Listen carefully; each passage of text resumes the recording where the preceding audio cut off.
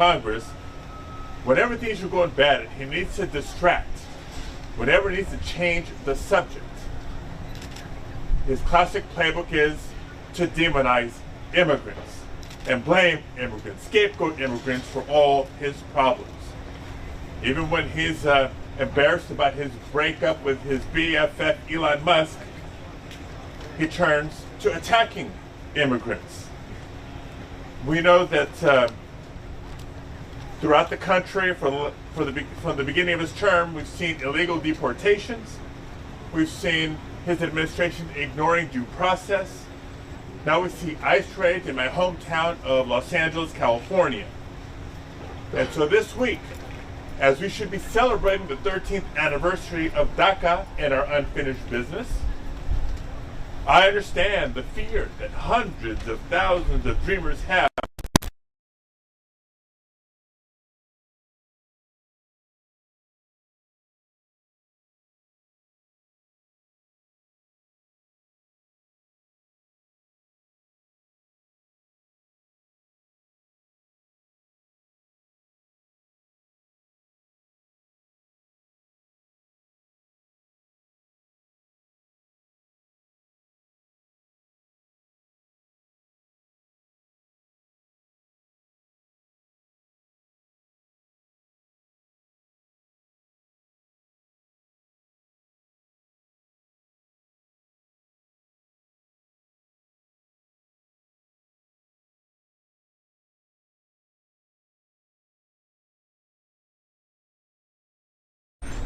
because if you were to take away the work authorization for hundreds of thousands of DACA, Republicans would be shrinking our workforce as we're trying to grow our workforce and grow our economy. They need to understand that dreamers, in addition to being our neighbors and our loved ones, are also teachers and caregivers, nurses and doctors, small business owners. Dreamers are hardworking members of the community, and they pay taxes just like the rest of us. For our nation and for our economy, they deserve peace of mind. And that's why we need to pass the DREAM Act, championed by Senator Durbin for so many years. Because it's not just temporary protections that dreamers deserve, they need permanent protections and a pathway to citizenship. It's the least that we can do for all their contributions to our country. Quisiera entregar unas palabras en español también para las cadenas bilingües. Quiero darle las gracias al liderazgo, a nuestro campeón, el senador Durbin, del estado de Illinois, y los congresistas Garcia y Ramirez, todos los organizadores de Home is Here Coalition, y todos los dreamers que están aquí, compartiendo sus historias, sus experiencias, porque en este tiempo, este ambiente político, es hasta más importante y hasta más difícil, viviendo las amenazas de la administración Trump. Desde el principio de su término, desde el 20 de enero hemos visto tantas detenciones, deportaciones, una administración ignorando el proceso debido de tantos inmigrantes, nuestros derechos fundamentales. Y lo triste, lo trágico es que cada día que le va mal al presidente, hay mucho que le va mal en este momento, él se descarga en atacando a la comunidad inmigrante, tratando de culpar a los inmigrantes por todos sus problemas. Y no lo vamos a dejar, nos vamos a defender, porque sabemos el valor de la comunidad inmigrante. Esta semana deberíamos estar celebrando el aniversario de DACA y tomando pasos para adelante, no solo para mantener el programa de DACA, sino acciones legislativas para entregar protecciones permanentes para inmigrantes, un camino a la ciudadanía para los inmigrantes que lo merecen y contribuyen tanto a la economía de nuestro país, como trabajadores, como consumidores, como empresarios. Esta lucha por los esfuerzos legislativos del miembro del Senado, pero el ánimo y la fuerza del pueblo, el movimiento de Dreamers, el movimiento. Muchísimas gracias por su liderazgo, por sus voces y por sus acciones. Seguiremos luchando hasta la victoria. Gracias. I'm going to take the honor, I'm sorry, not sorry, to introduce my friend, my colleague, someone who's welcomed me, taken me under his wing since I arrived in the Senate in 2021 and was appointed to the Senate Judiciary Committee. I get to serve as, well, now the ranking member, no longer the chair of the Committee on Immigration, but the chairman of the Senate Judiciary Committee and the champion, longtime champion for the DREAM Act, Senator Dick Durbin. It is difficult to take someone who is so tall under your wing. But I tell you, he is my partner in this effort, and he is a leader on the issue of immigration, and I'm glad to be his now in this announcement today.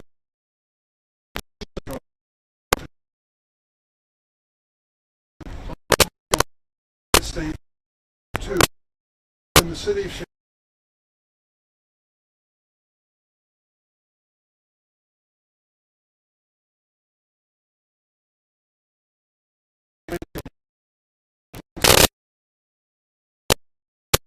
on the application,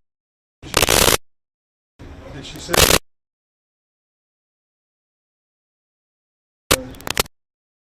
tried to years and years. What can we do? She said. So I sent it out.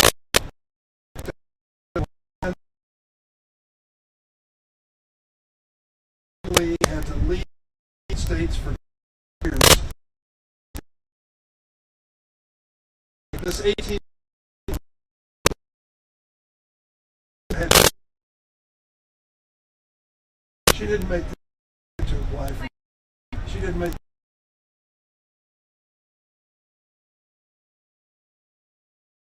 good news, and she deserved it many years ago.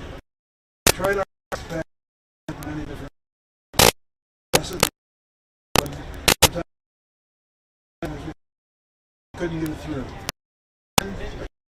In the Senate by the name of the United States. Chairman said by to do the Dreamers, and after a long months in preparation with DACA,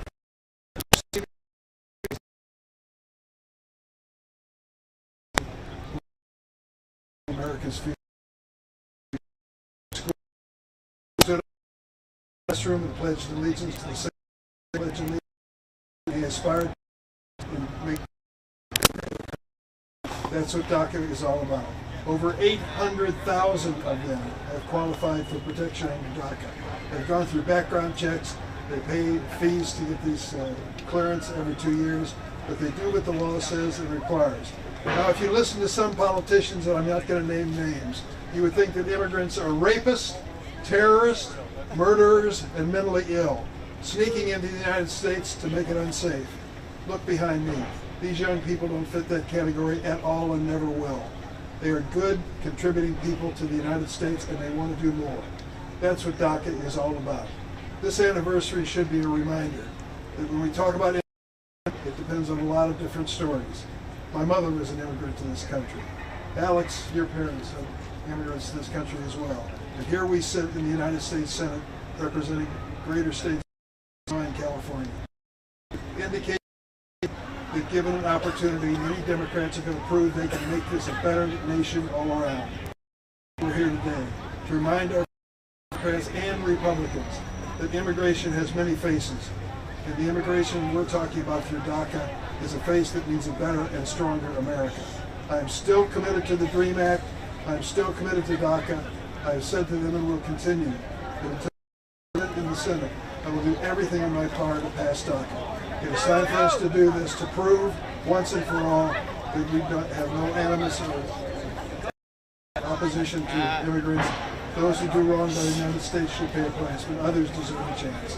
So it's been my honor to be part of this effort. Thank you very much.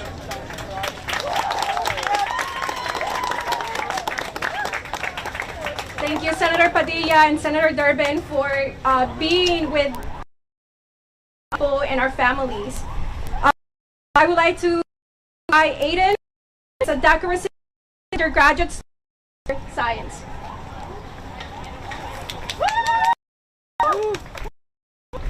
Hi everyone, thank you for being out here today.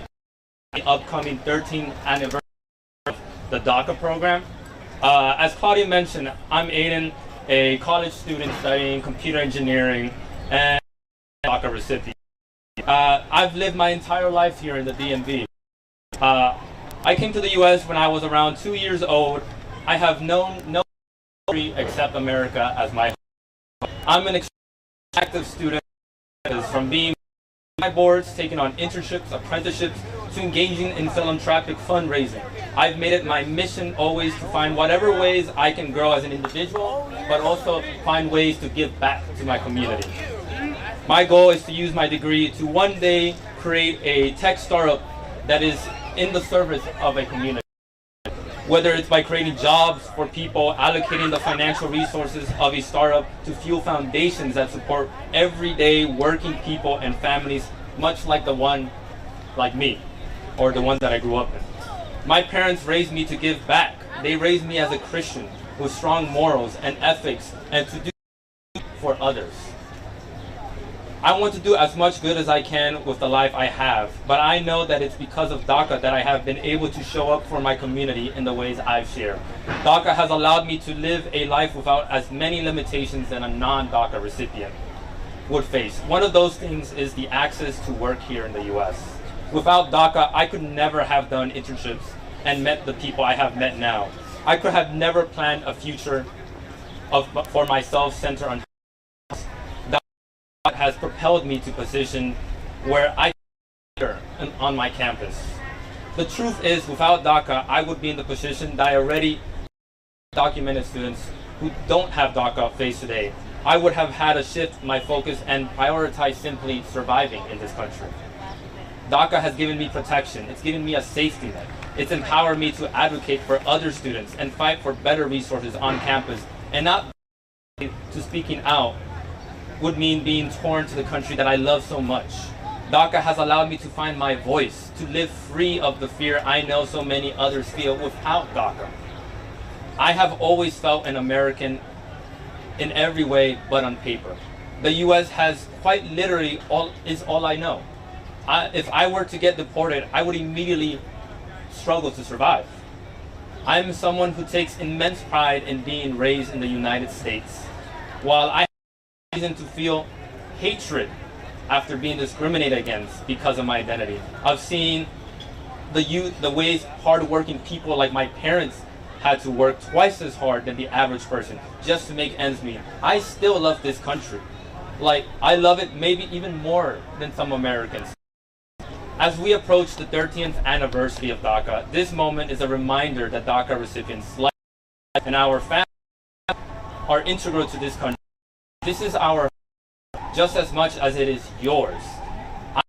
It's a way to the way to citizenship.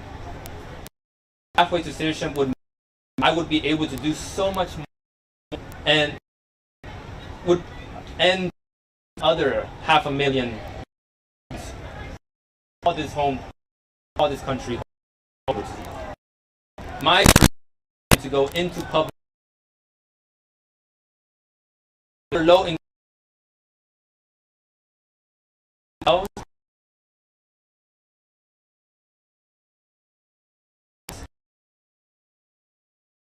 do without a passage. I the members of with us today have done to champion a pathway to citizenship.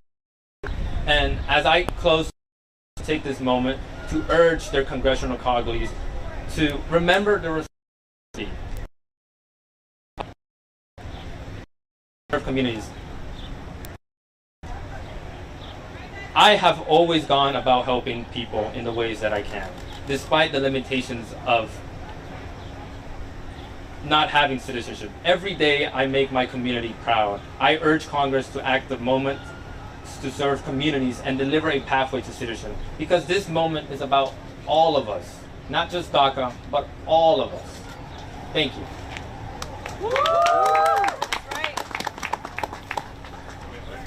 Thank you so much for sharing your story, Aiden. We see you, we hear you, we love you. Up next, I would like to invite our representative, Garcia Ramirez from Illinois. Woo!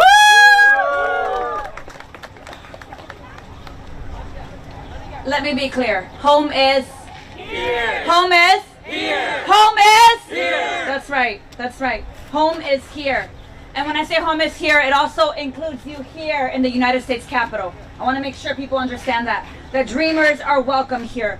Dreamers contribute to the entire nation. And I'm so grateful to be standing with you this afternoon. I'm Delia Catalina Ramirez. And yes, I'm a congresswoman. I'm a congresista in Illinois' 3rd Congressional District. But I'm going to be honest with you. The most important thing is that I am the proud daughter of Guatemalan immigrants. That I'm by birthright. And I'm the wife of an man who unfortunately was a dreamer. And I'm the congressman of a fascist government attacks, but we will not to walk and our commitment. I'm going to start by acknowledging how difficult these last few months have been. They haven't just been difficult. Some of you are having to make safety plans for your community, for your family, for your immediate family. Some of you are asking, what happens if or dad is taken? ¿Quién va a pagar la renta? Who's going to take care of the mortgage? Who's going to go pick up the 7th grader or the kindergartner if in fact I'm not able to pick them up because I got abducted by ICE? Trump, Norman Miller, and this whole regime has waged a campaign of terror against our neighbors, against our families, our loved ones, as they advance this agenda. Try to cast immigrants as a public enemy. Just last week, New York, in Chicago, LA, ICE agents, immigrants, restaurants, Mike is a sure, kindergarten graduations, all our communities, just to create propaganda in our community. And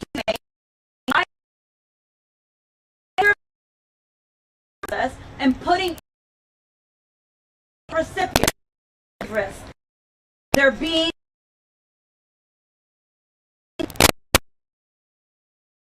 taxpayers to the Department of Homeland for their taxes and introducing and voting for anti-immigration. Members of Congress who to defend DACA recipients and dreamers have put a target on them and their well-being by voting or voting for this funding. And at this moment, are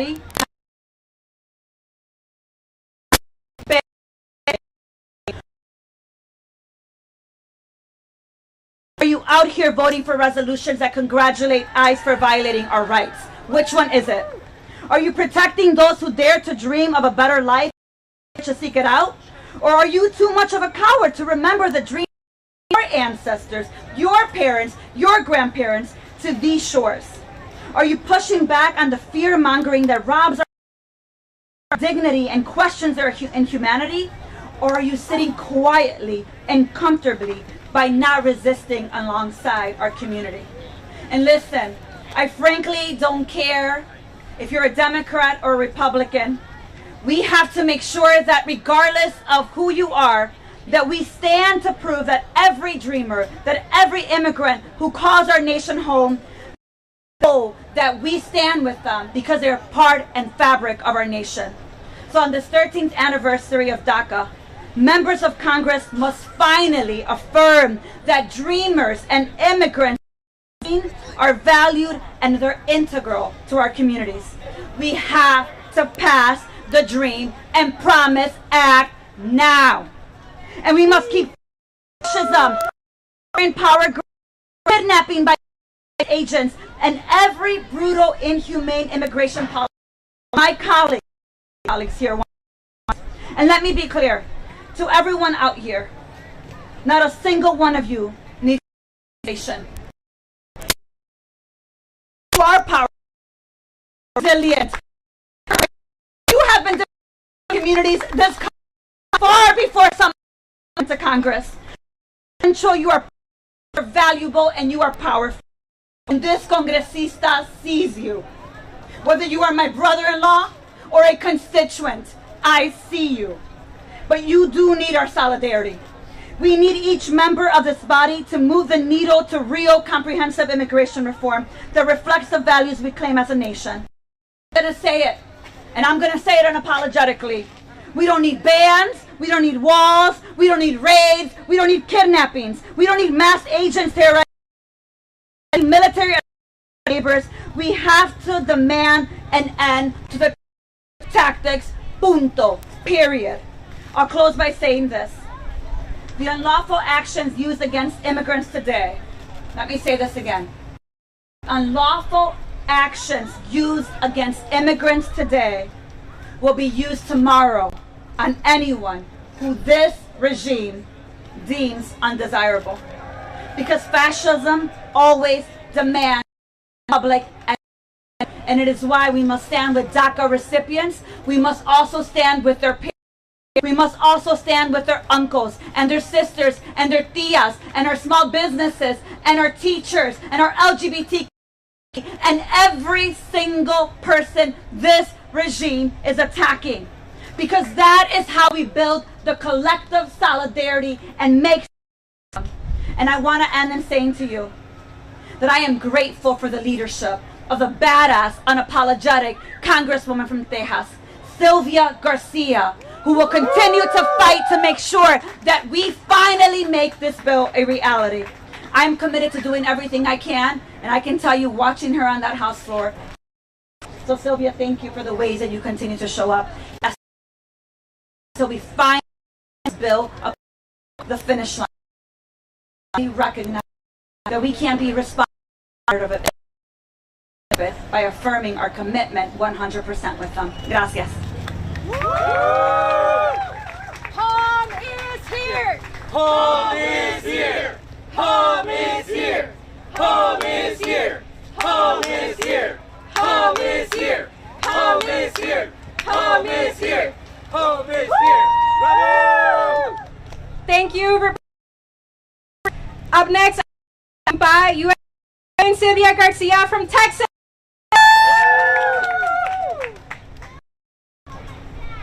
Well, it's Sylvia Garcia from Texas, the Houston area, but more importantly, I am the sponsor of the Dream and Promise. First, I thank Durbin for being here.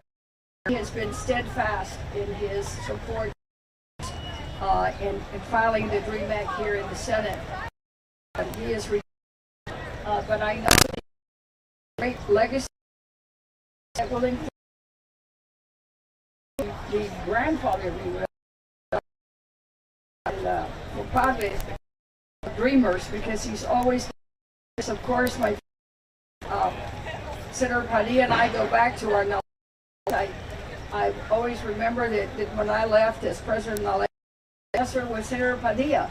So we've worked together on this issue for many, many years, and it's just so great to be able to do that here with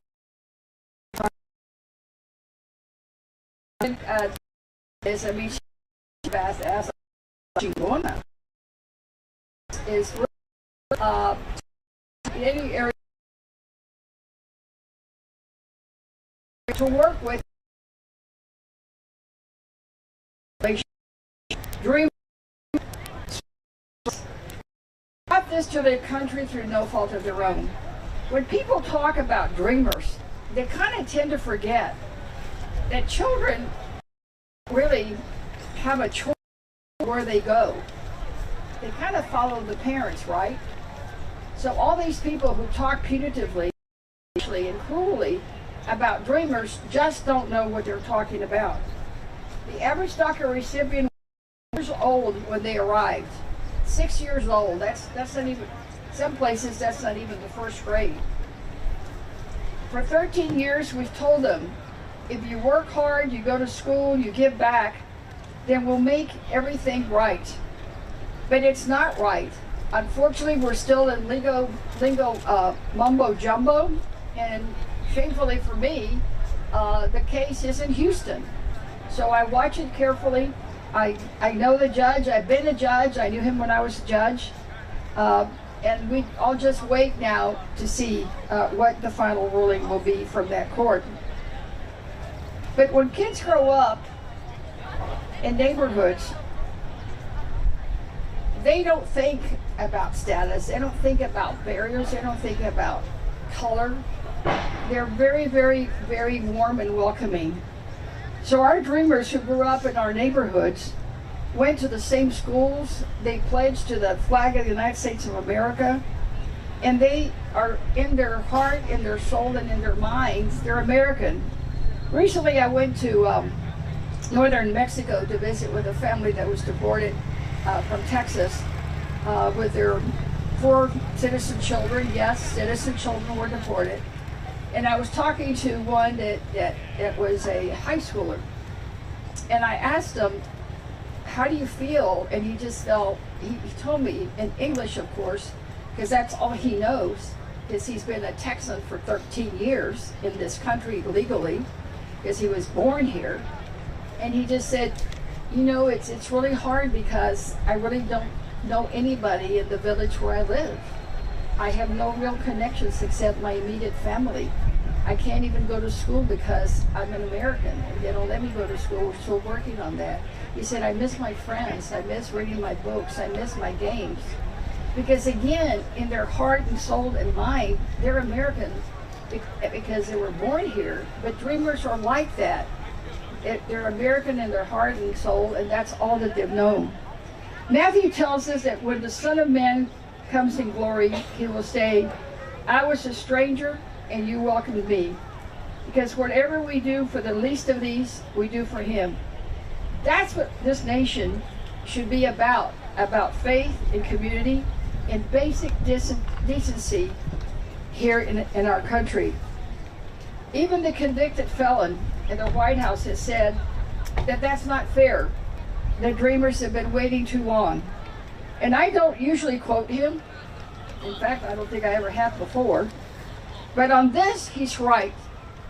But he should go beyond his words, and he should stop what he's doing with the mass deportation efforts that he has and focus on dreamers who've contributed so much.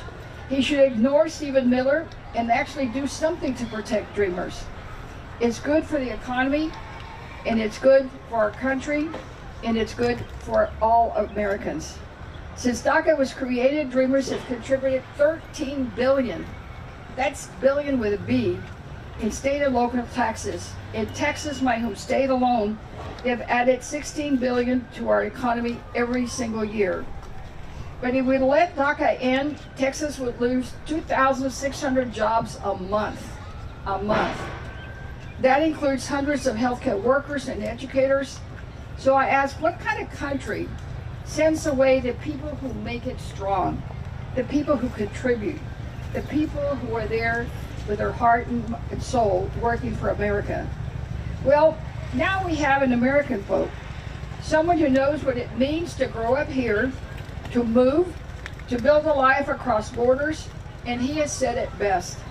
And he said, quote, all of us in the course of our lives can find ourselves healthy or sick, employed or unemployed, living in our native land or in a foreign country, yet our dignity always remains unchanged. It is the dignity of a creature willed by a loved God. Dignity, that's what we're defending.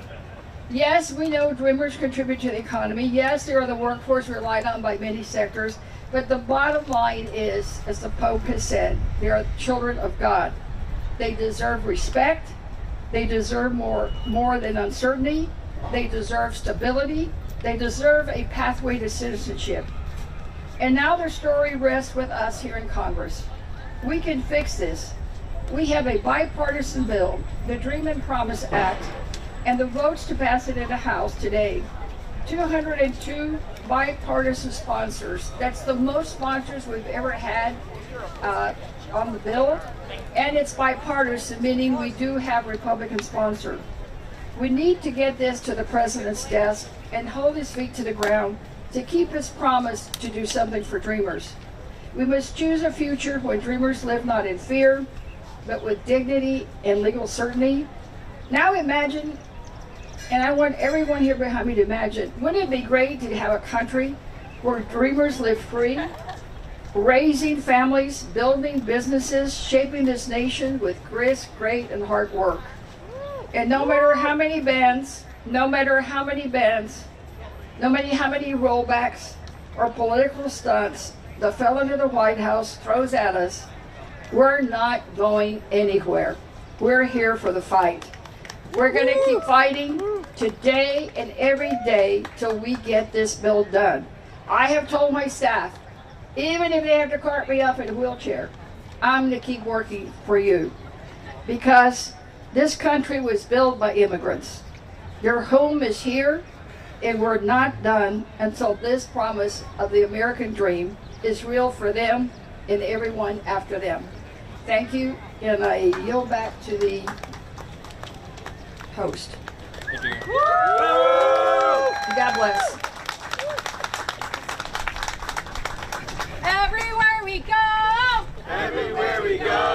People wanna know people wanna know who we are. who we are. So we told them So we tell them we are the people, we are the the people, mighty people, the mighty, mighty people, fighting for justice, fighting for justice, and no more deportation, and no more deportation, and no more deportation, and no more deportation. Thank you, Congresswoman. Up next, I would like to invite our next speaker, Mariana, a DACA recipient with Forward.us.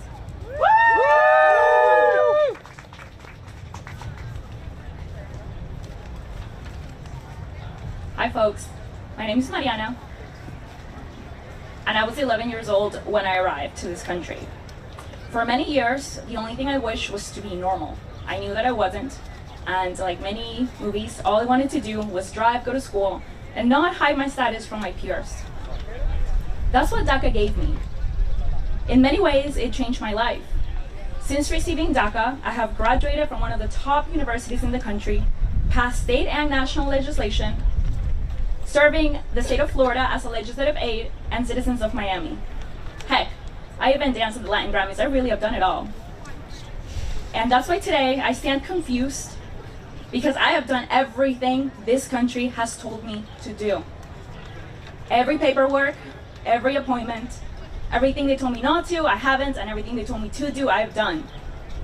For 13 years, I have held my end of the bargain. To go to work, go to school, pay my taxes, and stay out of trouble. And for those same 13 years, politicians have dangled my future for political gains, all while failing to pass a pathway to citizenship for people like me. Because of this inaction, dreamers across the country have been attacked by presidents, the courts, and states like Texas, who are aiming to take away our work permits, in-state tuition, and more. Everything that we fought for, everything that even members of this body have fought for. At this very moment, we are waiting for a judge to modify a decision that could even dreamers like me. That is how we live now in limbo. One decision after the other. And that's just not a moral failure, that's an economic disaster waiting to happen. If DACA ends, the United States could lose over $400 billion in the next 10 years. That's hundreds of thousands of jobs, tax dollars, and gain powers gone.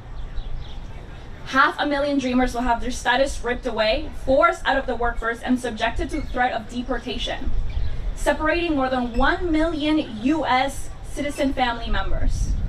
Like Senator Padilla said, those are nurses, our teachers, our doctors, our students, moms, dads. Americans understand that. They're on our side. Every time I speak with somebody, they're like, no, we don't want you to go. Over 7 Americans support citizenship for people like me. They want us to stay. They see us as part of this country because that's what we are. It's Congress. In many ways, I really got lucky. I came to the US at the right time, at the right age, and at the right year. But many others didn't. Some never qualified for DACA because they were too young when Trump froze the applications in 2017. They were ready to apply, they were eager to apply just like I was when I was young, and I wanted to just be normal. And they're still waiting, because that door got slammed and hasn't reopened since. That was not only cruel, it was reckless. We are running on borrowed time. I am more scared today at the age of 31 with a degree in biology from the University of Florida, speaking 3 languages, than when I first came to the country and barely spoke English. The courts can't decide our futures forever. Congress must deliver what we've been promised for years, a pathway to citizenship, stability, and dignity. Thank you.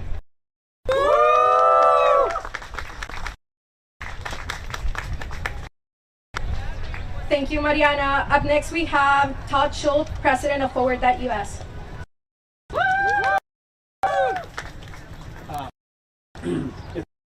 So I'm going to be brief.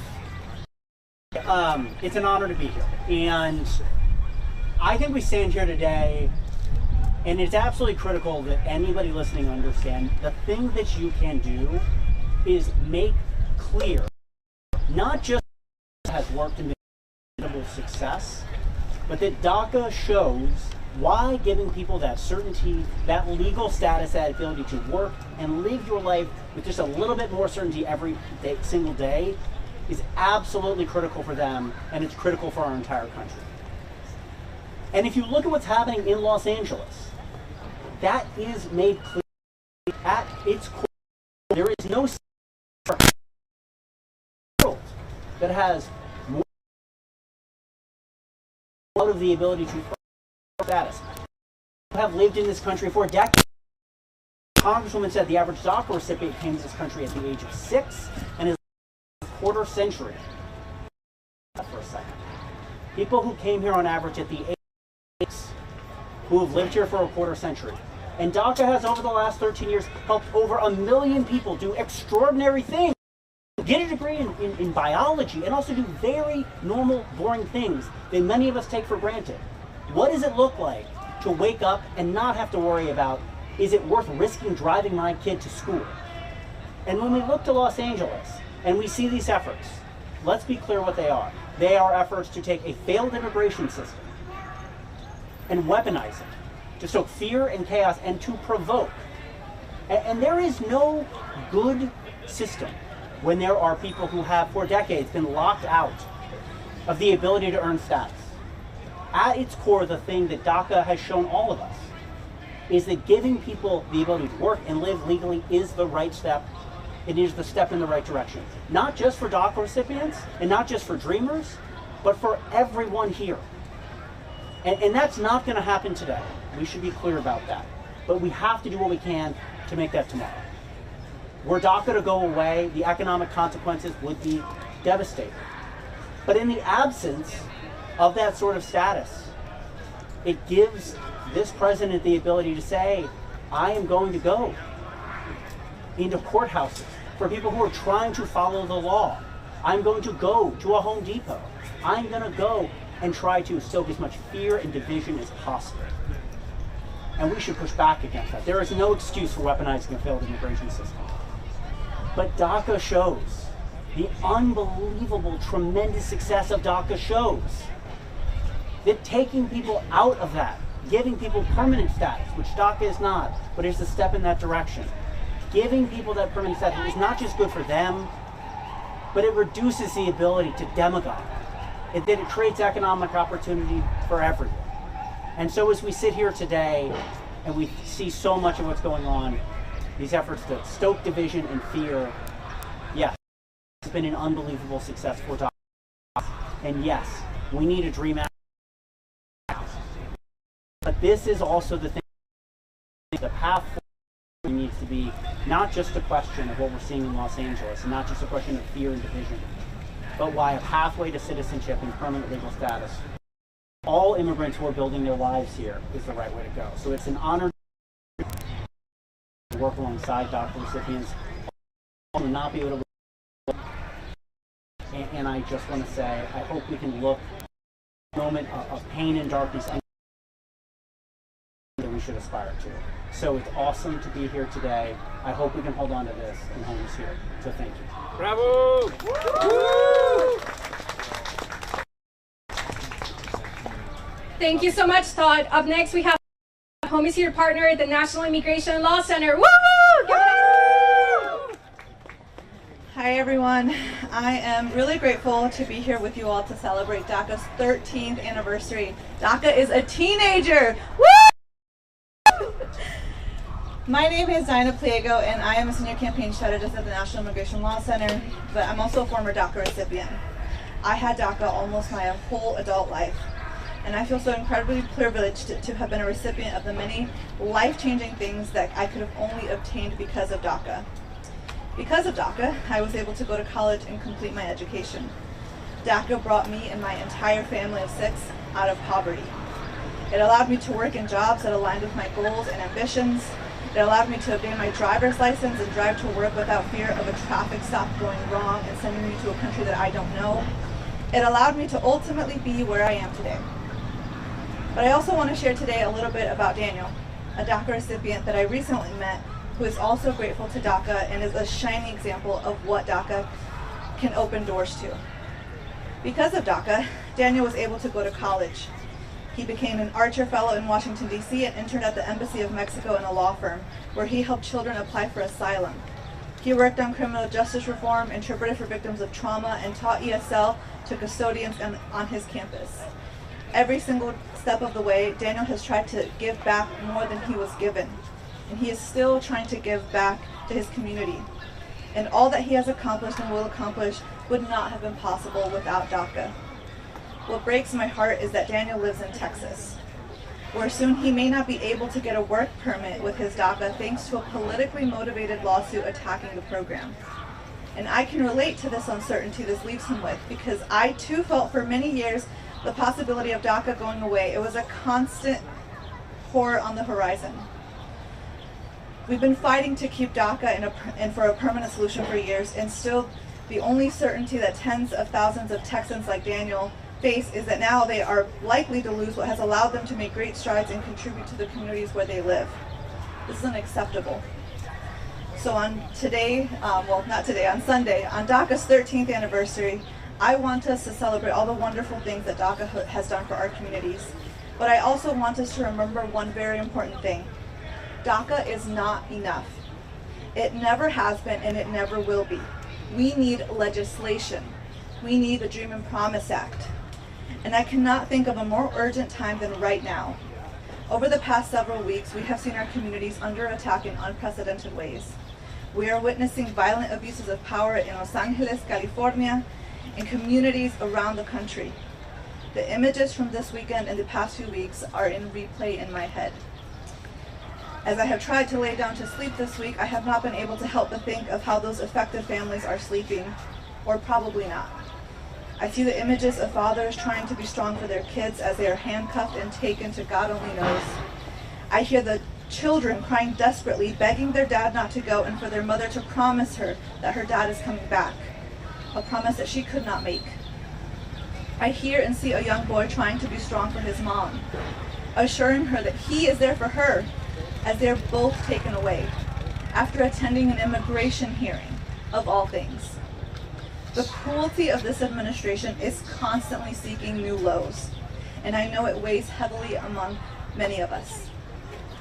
DACA recipients and immigrant youth are already getting caught up in these enforcement efforts as well.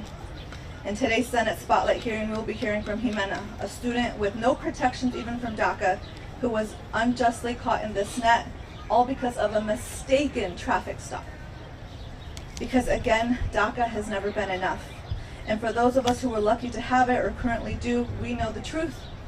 Anti-immigrant politicians will not stop until DACA is gone, and they're hoping to kill DACA by 1,000 cuts, quietly and largely lost in this noise around us of everything that's going on. It's already happening. And I remind you that this administration's goal is to strip people of protection so that we can all be subjected to deportation. So I thank you for being here today, but I implore you to also take action. Congress must pass a pathway to citizenship for all DACA recipients, immigrant youth in our entire communities. We are beyond the point of urgency. We need words to become action, and we need allies in this fight of our lives for our communities and for our country. Thank you.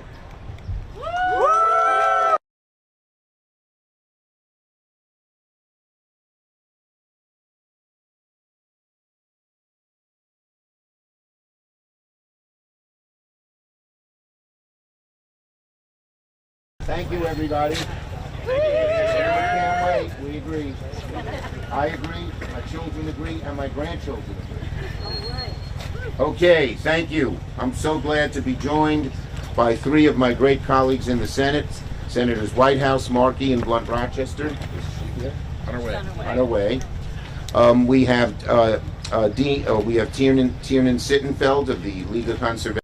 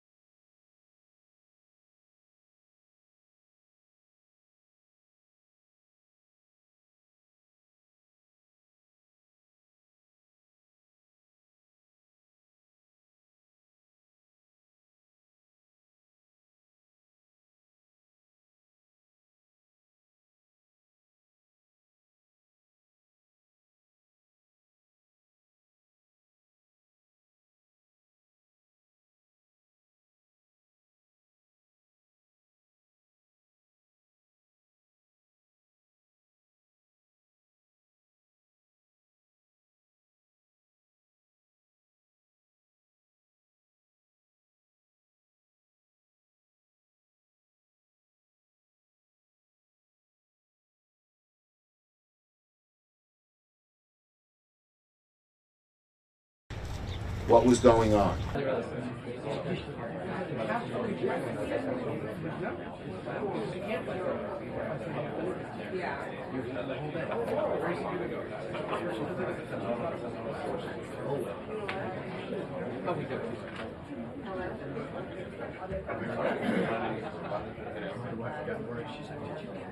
I was surprised there was. Normally when someone starts speaking, they're quiet. No, please. I have found it's more nerve-wracking to do it with people that you don't know than to do it with nobody.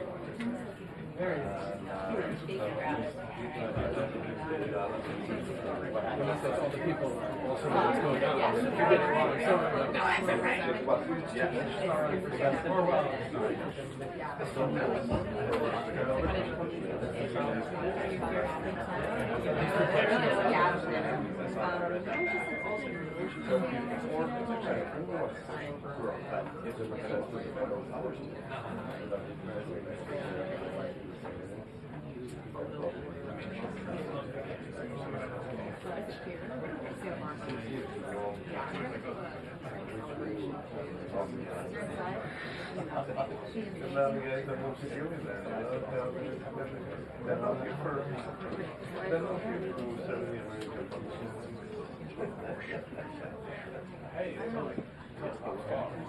Okay, make sure you walk. Don't lose my kids as much as you want. I'll see you.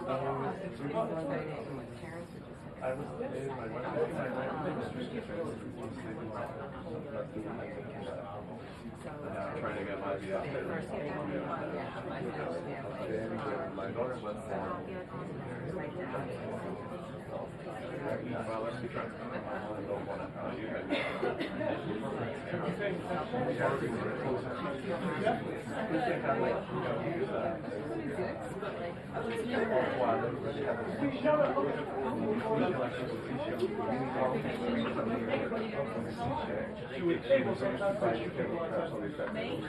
lying there, on the left is called Martinsburg. There used to be a happy Harry, and like that was you go there and you go back to straight park. So people usually have to straight park.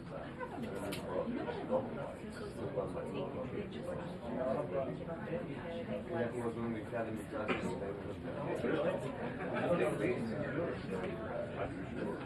Just take it out.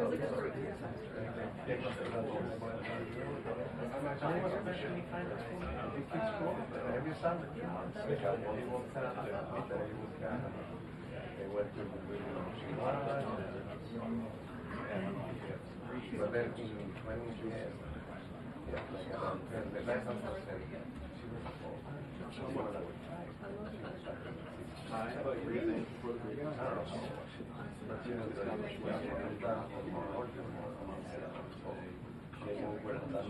it's called all that. So they make an argument, and it's called all that.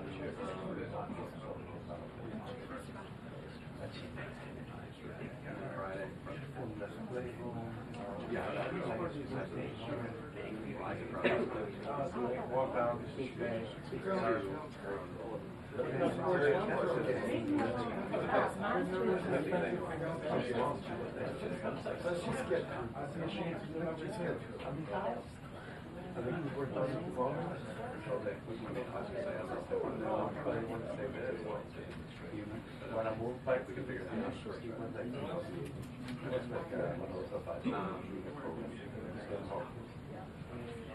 but then they cannot even they react because it was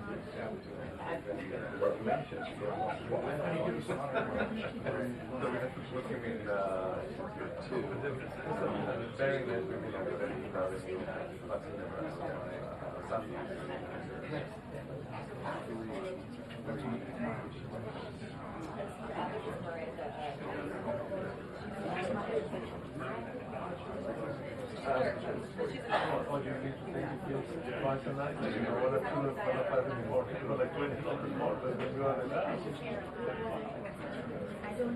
So a lot of money went there, and then when they canvassed it, my government said, I mean,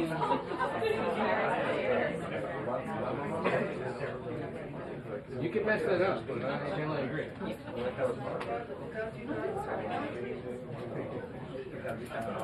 Yes, that's it. I don't say it's now finally going to be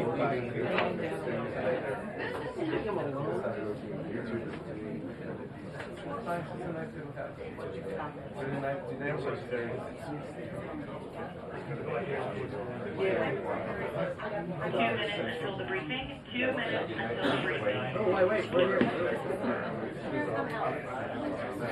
My wife is at Papa yeah, we're pretty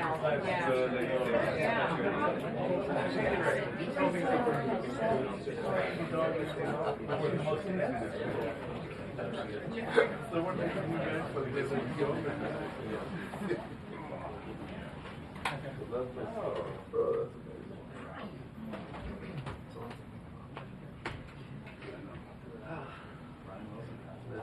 Yeah, there you go. There you go. Could be the beginning of it too. Quiet on the set, please. Briefing is about to begin.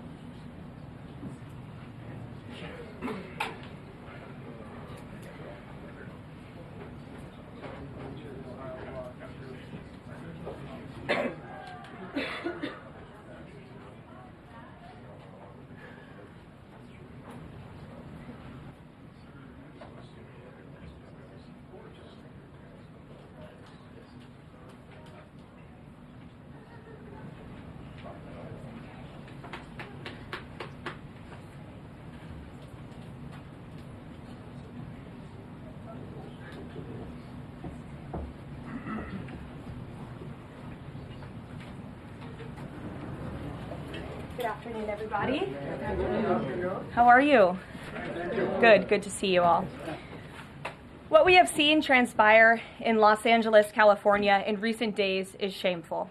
Left-wing radicals waving foreign flags viciously attacked ICE and Border Patrol agents as well as Los Angeles police officers. These criminals injured police, threw rocks at police cars and officers, burned vehicles, shut down freeways, and lobbed Molotov cocktails, all because the Trump administration was removing violent criminal illegal aliens from the city. These attacks were aimed not just at law enforcement, but at American culture and society itself. Rioters burned American flags, chanted "Death to ICE," and spray-painted anti-American slogans on buildings. But President Trump will never allow mob rule to prevail in America. The most basic duty of government is to preserve law and order, and this administration embraces that sacred responsibility. Democrats like Governor Gavin Newsom and Mayor Karen Bass shamefully failed to meet their sworn obligations to their citizens. They didn't have the courage to do the right thing and protect law-abiding Californians from rioters. That's why President Trump deployed the National Guard and mobilized Marines to end the chaos and restore law and order. The mob violence is being stomped out.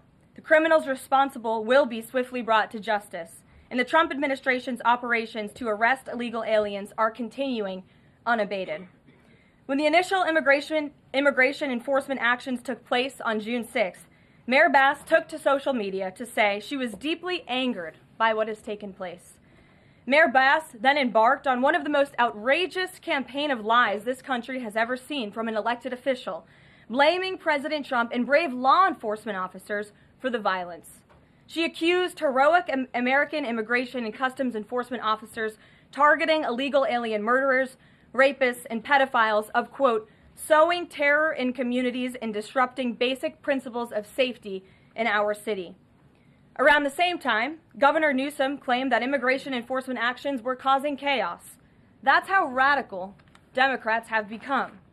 Their opposition to President Trump has forced them to side with illegal alien criminals in their communities and violent rioters and looters over law enforcement officers who are just doing their jobs. Mayor Bass and Governor Newsom fanned the flames and demonized our brave ICE officers. Instead of defending their city and their state, Karen Bass and Gavin Newsom claimed that in order for the riots and the violence to stop, ICE needed to leave and immigration raids must end. In other words, the position of the Democrat Party is that the federal government is not allowed to enforce our laws and to arrest and deport illegal alien criminals. They're attempting to use a violent mob as a weapon against their own constituents to prevent the enforcement of immigration law. This is deeply un-American and morally reprehensible.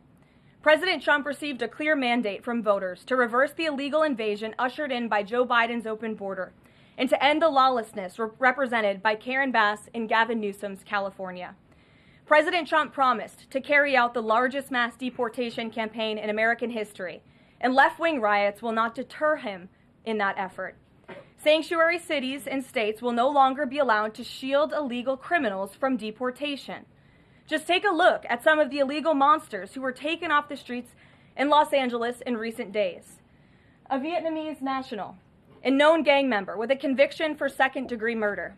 A Mexican national with convictions for child molestation who was armed with a dangerous weapon and had previous arrests for robbery and domestic violence.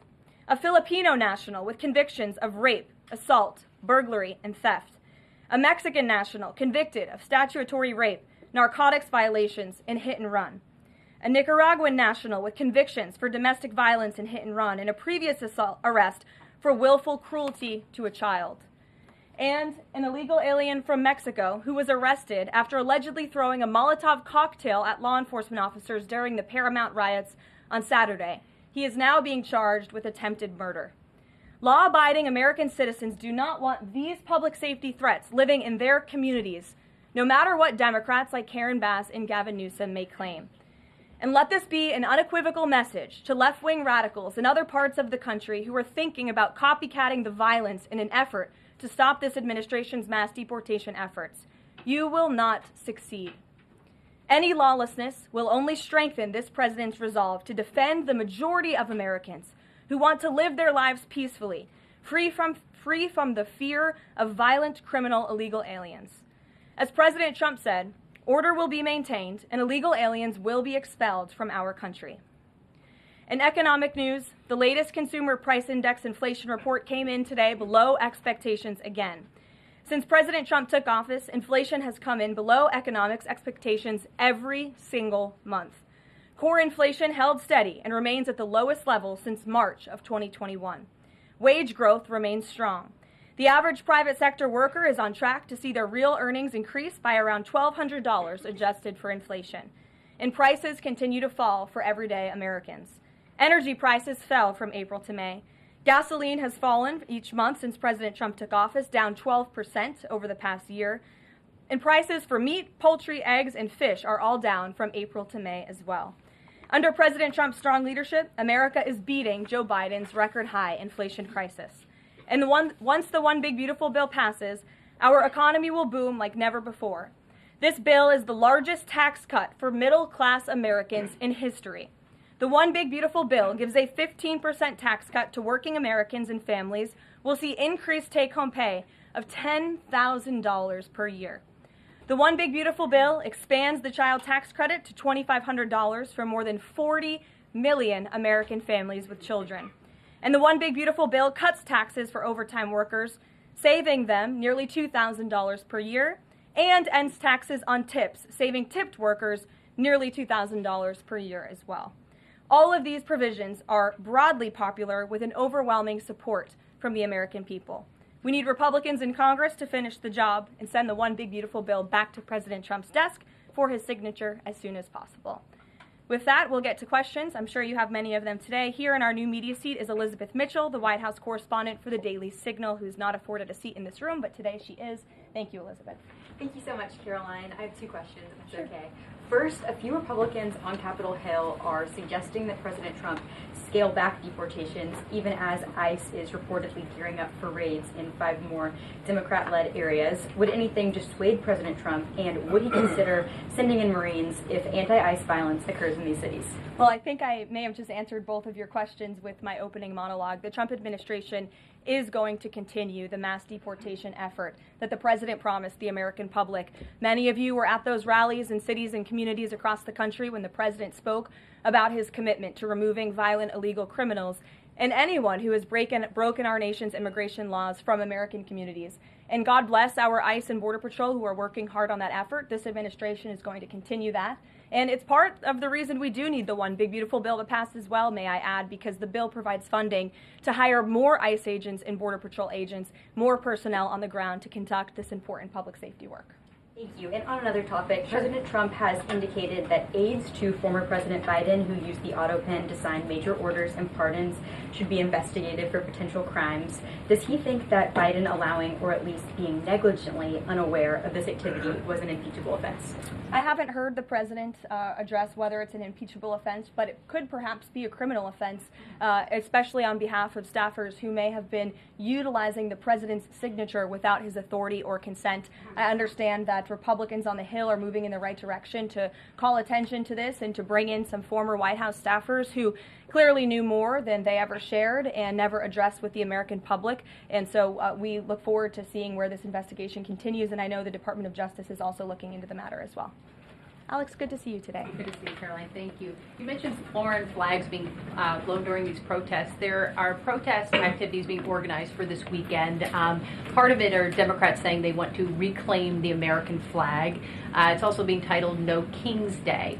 Does the president see himself as a king, and does the White House expect to see American flags being flown during these protests this weekend? The president views himself as the president of the United States of America. This is a constitutional republic, and we want to see all of our citizens be proud of the country in which they are given the privilege and the blessing to live. And I think that those images of foreign flags being waved with, by illegal criminals and by violent rioters in the face of cars blowing up and of flames in the city. I have photos of that here to show you. With this violence and destruction that occurred is an image that Governor Gavin Newsom owns. This is his city, and President Trump saw these images, and he said that is not going to be accepted or tolerated, and hence why he deployed the National Guard and United States Marines who have helped to quell that violence. if I can ask another. Sure. If the president does end up deploying any National Guard members, perhaps Marines, to blue states, would he be in contact with the governors prior to this? Would it be necessary? Well, President Trump was in contact with Governor Gavin Newsom despite some of the claims he's made in the last couple of days. The president called the governor on Friday evening and told him to let law enforcement in California do their jobs. And the Los Angeles Police Department, by the way, are fantastic people. They are trying to do the work that they've so bravely signed up to do, to enforce the law. But they have been kneecapped by incompetent Democrat policies and Democrat politicians who do not allow their local law enforcement to correspond and coordinate with federal immigration authorities. And so the president gave Gavin Newsom a warning and said, get it together. 24 hours later, we saw more images like this. We heard about Border Patrol agents who were being the target of rocks. These illegal criminals were throwing rocks at our Border Patrol and ICE agents, and so the president made the decision to federalize California's National Guard. Stephanie. Thank you. Two questions on the China trade deal, if I may. Sure. First, will the president formally sign the trade deal, and if so, when? Secretary Lutnick sort of alluded to the fact that it might be in a couple of days, but I'm curious if there's anything more specific to read out. Sure. Well, I do have more specifics for you. I spoke to the president about this. He spoke to his trade team, who did a fantastic job negotiating this on behalf of the United States and meeting with their Chinese counterparts. The president is talking to them about the details of it now. But what the president heard, he liked. China has agreed to open their markets to the United States separately of this deal. And when it comes to this deal, we're going back to the terms that were agreed upon in Geneva for the release of some of those critical minerals and the magnets from China to the United States. And we have agreed to fully comply with the Geneva Agreement as well. So the president is reviewing the details of that with his trade team now, and you'll hear more from him, I'm sure. And then the second question, on tariffs, Secretary Lutnick suggested that the tariffs would remain unchanged with China. I'm wondering if there's any room for them to negotiate even lower, or if this is the floor. I won't get ahead of any further negotiations. We're in a great place right now, and I would add that this is the result of a lot of hard work from the president and his team, and the president has a good and respectful relationship with President Xi, and as you know, they had a direct conversation which led to this success that the president announced on Truth Social this morning. JJ. On North Korea, has the president tried to resume dialogue with Kim Jong-un? There's some reporting that the president sent a letter and tried to give it to Kim Jong-un through some North Korean diplomats through the UN, and they declined to take it and send it to Kim Jong-un. The president remains receptive to correspondence with Kim Jong-un, and he'd like to see the progress that was made at that summit in Singapore, which I know you covered in 2018 during his first term. As for specific correspondence, I'll leave that to the president to answer. Sure. Good afternoon. Yeah, thanks. Back to the trade deal negotiations with China. Jimmy Lai, as you know, is a pro-democracy advocate, Catholic, sitting in solitary confinement in Hong Kong as we speak. His family believes he may be close to death. Did his name come up, Jimmy Lai's name come up in these negotiations with China?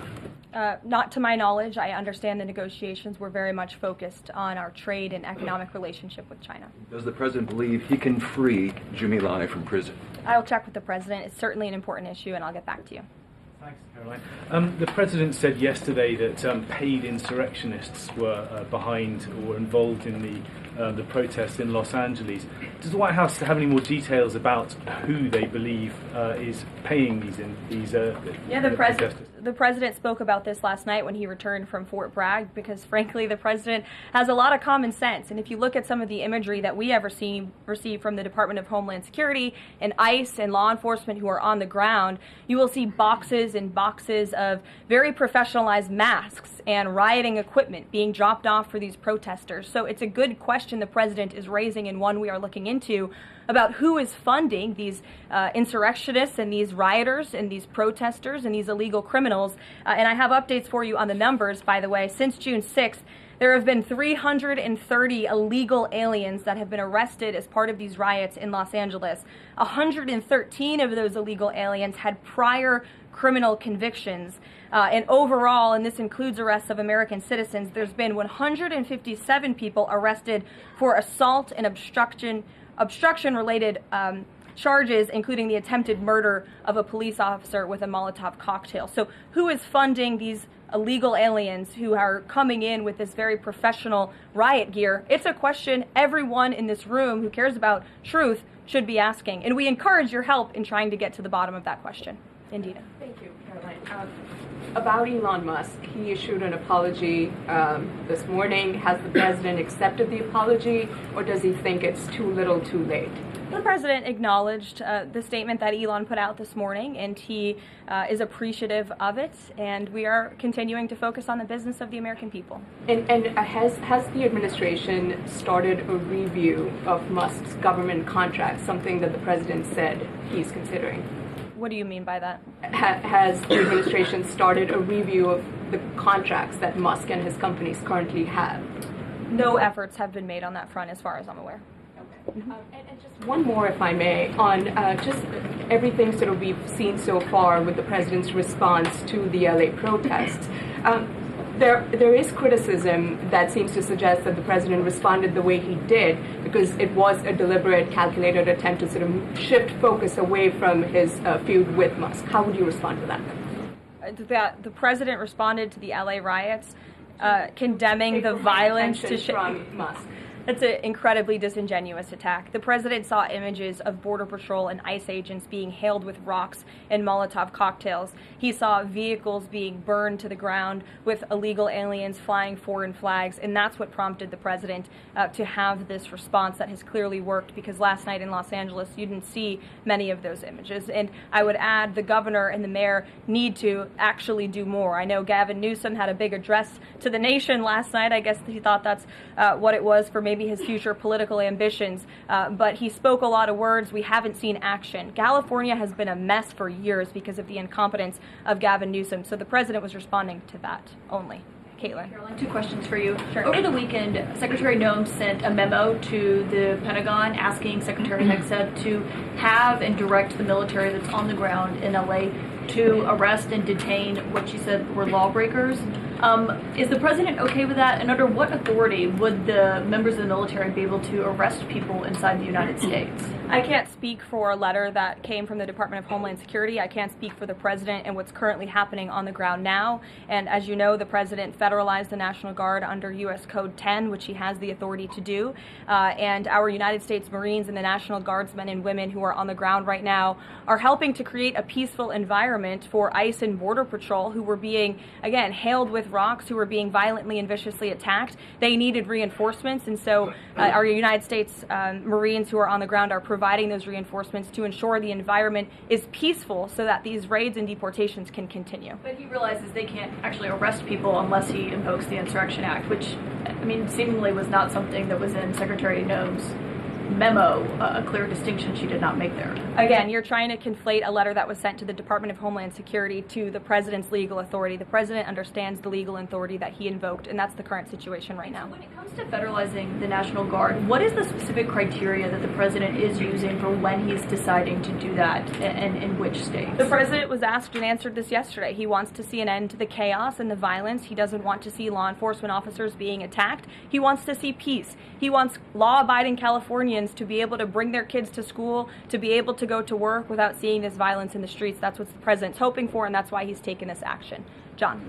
Thanks a lot, Caroline. 2 questions on 2 separate topics. One has to do with the military parade taking place here in Washington this weekend. There's a lot of security around the White House complex, around the Capitol complex, even along the tidal basin. Is that just proactive? Are you expecting anything in particular in terms of unrest like we've seen in Los Angeles? These are proactive security measures to protect those marching in the parade, many of whom will be veterans and our brave men and women in uniform and Gold Star families. There's going to be military families from around the country who are flying into this parade. And of course, it's to protect the spectators who will be enjoying this incredibly patriotic show on Saturday, and I hope you all join us there. And then secondly, Secretary Pete Hegseth testified on the Senate side of the Capitol today, and he was asked about America's the administration's view of Vladimir Putin's intentions, and specifically it was asked whether or not his intentions go beyond, his territorial ambitions go beyond Ukraine. When that question was posed to the chairman of the Joint Chiefs of Staff, General Kane replied that he does believe that his territorial ambitions go beyond Ukraine, but Secretary Hegseth says it's not clear at this point. How does the president view this issue? The president has spoken on this. He said, as he calls it, he believes Ukraine was always the apple of Putin's eye. And he made it very clear to Putin in his first term not to invade Ukraine. Putin didn't invade Ukraine because of President Trump's peace through strength foreign policy agenda and the effective deterrence policies that he implemented in the first term. Unfortunately, because of the weakness and incompetence of the previous administration, Vladimir Putin made the decision to invade Ukraine, and now we have this brutal war which the president is working very hard to end. Jasmine. Thanks so much, Caroline. The president warned that any protests on Saturday would be met with force. Can you clarify what kind of protest President Trump does support or find acceptable? The president absolutely supports peaceful protests. He supports the First Amendment. He supports the right of Americans to make their voices heard. He does not support violence of any kind. He does not support assaulting law enforcement officers who are simply trying to do their job. It's very clear for the president what he supports and what he does not. Unfortunately for Democrats, that line has not been made clear, and they've allowed this unrest and this violence to continue, and the president has had to step in. So if there were peaceful protests on Saturday for the military parade, President Trump would allow that? Of course the president supports peaceful protests. What a stupid question. Raquel. Thank you so much, Caroline. Raquel, and then I can go to you, Francis. Go. Thank you so much, Caroline. I have two questions. One about Israel. Yesterday, the U.S. ambassador to Israel said the U.S. no longer is pursuing the goal of an independent Palestinian state. Can you confirm that the president is no longer supporting a two-state solution? And is President Trump considering diplomatic action against countries who takes action against Israel during next week's UN conference? Right now, the president views the situation in Israel and Gaza as deeply unfortunate and needing to end. And the president is realistic about the current state of affairs in this region of the world. And that's why the president has said the number one focus and priority of the administration is to release all of the hostages from Gaza and to end this conflict as soon as possible. The administration is still pushing very hard for the release of all the hostages. And as for what happens next, clearly Gaza is an uninhabitable place. It needs to be rebuilt with the help of our Arab partners, and the president wants to see that happen as well. Take a couple more. Just one on the G7 engagement. President Trump is traveling there on Sunday. Other presidents beyond the G7 leaders are also going. President Lula from Brazil, President Sheinbaum from Mexico, and President Zelensky from Ukraine are also going. Do you have confirmation if President Trump is meeting any other leaders on the sideline of the G7? Yes. To know about the Lula engagement. I can confirm there will be quite a few bilateral meetings between the president and other foreign leaders. The White House is still working very hard to finalize that schedule, and we will provide that for you as soon as we have it. Great. Thanks, Caroline. Just back to the China trade deal, can you talk about the status of the export controls that the U.S. imposed?